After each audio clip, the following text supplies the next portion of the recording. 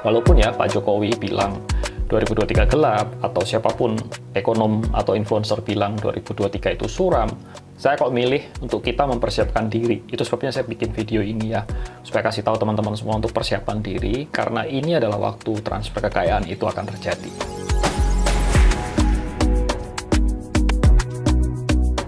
Pada saat resesi terjadi, ada dua kelompok orang yang akan mengalami dampaknya. Yang pertama adalah orang yang nggak siap dan mengalami kerugian yang besar. Bahkan itu dia bisa jatuh miskin dan kehilangan nilai asetnya secara masif. Dan di sisi lainnya adalah orang-orang yang siap yang akan menerima transfer kekayaan dari orang-orang yang nggak siap tadi. Dan bisa meningkat asetnya berkali-kali lipat dari sebelumnya. Ini tuh kejadian nggak lama ya, waktu market crash tahun 2008, ya 2018, kemudian tahun 2020 waktu COVID itu, dan sekarang ini tahun 2022-2023 ini crash-nya kembali lagi, terulang. Dan gara-gara apa? Nanti saya akan cerita lebih lanjut di video ya. Tapi gue buat video ini tuh supaya kalian mempersiapkan diri, dan bila benar kejadian ya kalian itu sudah siap dan ngerti apa yang harus dilakukan. Jangan sampai menganggap resesi ini tuh suatu sebagai musibah atau hal-hal yang negatif. Walaupun ya Pak Jokowi bilang 2023 gelap, atau siapapun ekonom atau influencer bilang 2023 itu suram, tapi kok saya yakin ya bahwa di balik itu semua ya ada kesempatan emas yang kalau kita bisa manfaatkan, itu kita bisa membuat aset kita itu growing lebih lagi. Saya kok milih untuk kita mempersiapkan diri. Itu sebabnya saya bikin video ini ya, supaya kasih tahu teman-teman semua untuk persiapan diri, karena ini adalah waktu transfer kekayaan itu akan terjadi. Nah, gue ingin mencermati tentang fenomena US dollar akhir-akhir ini yang nilainya itu terus menguat. Berita terakhir kemarin itu rilis data dari non-farm payroll atau NFP. NFP itu adalah data tenaga kerja di US gitu ya. Itu hasilnya itu cukup bagus. Dan menunjukkan tenaga kerja di US itu masih ada pertumbuhan walaupun tidak sesuai konsensus ya. Itu memicu, nah ini lucunya ini nih, itu bahkan memicu kejatuhan pada bursa saham. Nah, kok bisa? Dan US dollar malah naik lagi. Kenapa US dollar malah naik? Dan pada saat ini, video ini dibuat itu mencapai level 15.300. Jawabannya adalah simple ya, karena mata uang itu begini, di mana ada return yang dihasilkan itu baik, maka dia akan menguat. Jadi uang itu akan mengalir ke instrumen-instrumen yang returnnya itu baik.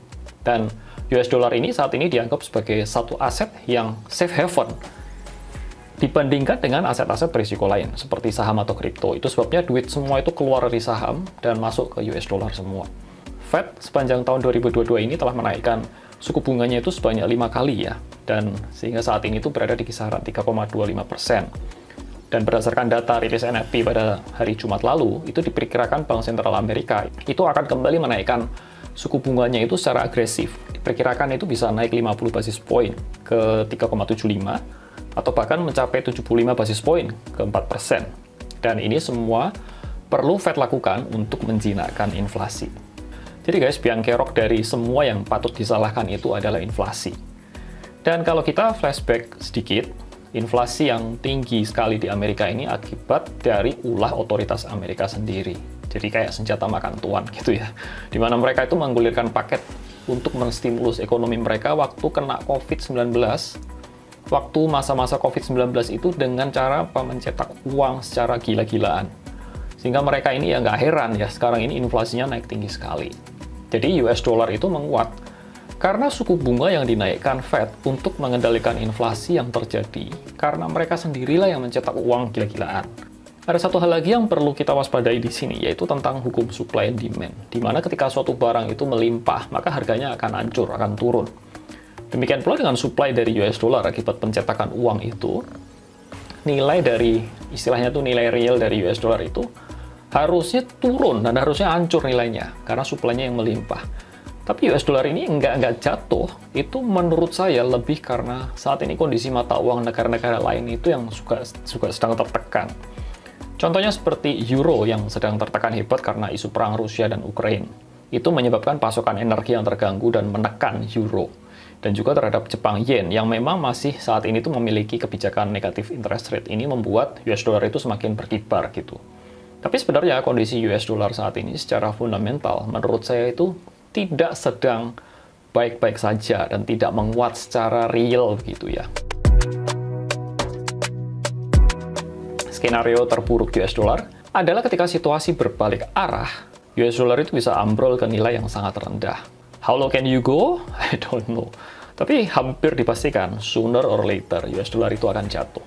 Ini sudah mendekati akhir tahun dan sampai tengah tahun 2023 nanti, US dollar menurut saya akan masih memiliki kecenderungan untuk menguat, karena euronya yang masih akan tertekan.